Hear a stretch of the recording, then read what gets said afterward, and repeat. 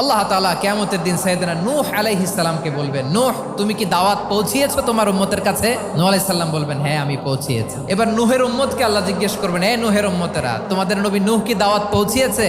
নূহের উম্মত বলবে, না আল্লাহ, কোনো দাওয়াতও আমরা পাই নাই, আপনারাও চিনি নাই, জান্নাতও চিনি নাই, জাহান্নামও চিনি নাই। নূহ আলাইহিস সালাম বিপদে পড়ে যাবেন। তখন আল্লাহ বলবেন, নূহ তোমার পক্ষে কোনো সাক্ষী আছে?